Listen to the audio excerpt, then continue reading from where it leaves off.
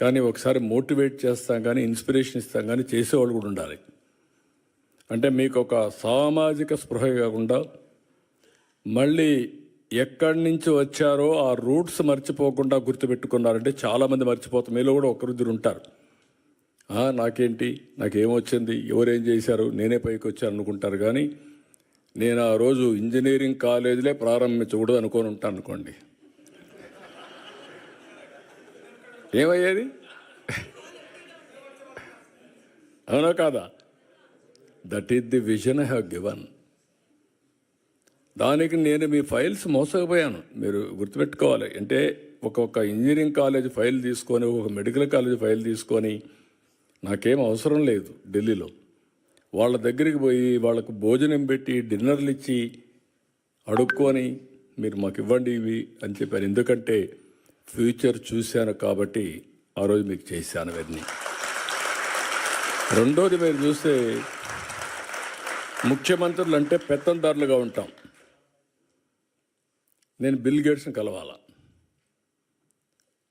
నేను ఫోన్ చేసి అడిగాను అంబాసిడర్ని, chief minister I want to meet him అని.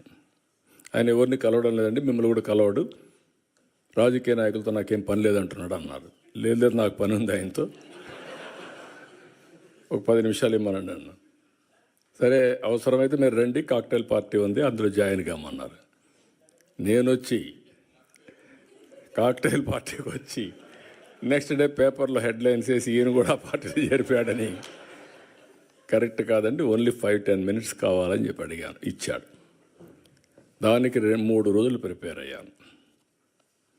ప్రిపేర్ అయ్యి విజన్ డాక్యుమెంట్ విజన్ చేసి ఒకటే మాట చెప్పాను నేను ఆయనకి. నా దగ్గర కూర్చున్నాడు ఇదే మరిగా. 5 మినిట్స్ అన్నారు. నేను స్టార్ట్ చేస్తే ఆయన ఇంకేమీ అబ్జెక్షన్ చేయలేదు. 45 మినిట్స్ వి స్పెంట్. అప్పుడు నేను విజన్ ఇచ్చాను, what is India, what is the strength of India in technology అని. ఈ ఎంటైర్ అగ్రీడ్ విత్ మీ. నేనేం చేయాలి మీకు అన్నాడు. మీరు ఏమీ చేయక్కర్లేదు, మీ మైక్రోసాఫ్ట్ కంపెనీ హైదరాబాద్లో పెట్టమని అడిగా ఆ రోజు. అప్పుడు ఎవరు అడగరు, ఓన్లీ సియాటల్లో ఉంది.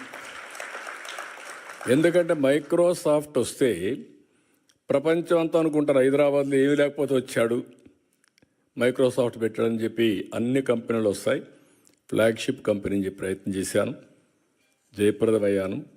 ఈరోజు గర్వంగా చెప్తున్నా, ఆ మైక్రోసాఫ్ట్ హైదరాబాద్కు వచ్చింది కాబట్టి తెలుగు బిడ్డ నాదెళ్ల సత్య సీఈఓగా తయారయ్యాడు ఆ కంపెనీకి. That is the elevation, that is the spirit. ఇది ఒక్కొక్కరికి కోరికలు పుడతా ఉంటాయి. నేను ఇంజనీరింగ్ కాలేజీలు కడితే ఎవ్రీ రెవెన్యూ డివిజన్లో ఆ engineering college building biggest building. అది చూసి నేను కూడా ఈ కాలేజీలో చదువుకోవాలని చదువుకున్నవాడు మీలో కూడా చాలామంది ఉంటారు. అలాంటి స్ఫూర్తిదాయకమైన కాలేజీలు మనం కట్టాం, అన్ని లాభాలు వచ్చాయి. ఇప్పుడు నేను మిమ్మల్ని కోరేది ఏంటంటే, ఇక్కడి నుంచి నెక్స్ట్ స్టెప్కు మనం వెళ్దాం. ఇప్పుడే లోకేష్ గారు చెప్పినట్టు overseas man power company Andhra Pradesh, Sita శర్మను ఒక అమ్మాయిని తీసుకొచ్చి సీఈఓగా పెట్టారు. స్ట్రెంగ్తన్ చేస్తాం. ఎన్ఆర్టీ రవి కూడా ఇక్కడే ఉన్నాడు. ఒక్కొక్క దేశంలో ఒక ఎన్ఆర్టీ మొత్తం కూడా మీరు మొబిలైజ్ చేసి లీడర్స్గా ఉన్నారు. తెలుగుదేశం పార్టీ ఎన్ఆర్ఐ వాళ్ళు ఎన్ఆర్ఐలో ఉంటారు.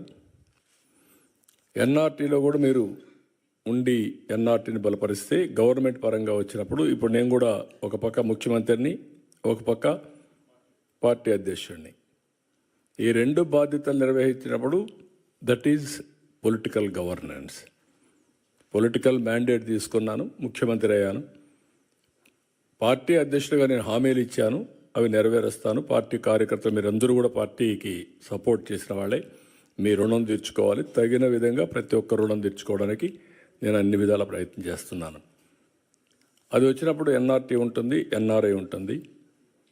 మూడోది, ఈ 2 చేసిన తర్వాత ఏ విధంగా మిమ్మల్ని ప్రమోట్ చేయాలో ప్లానింగ్ చేయాలి, ఎంపవర్ చేయడానికి.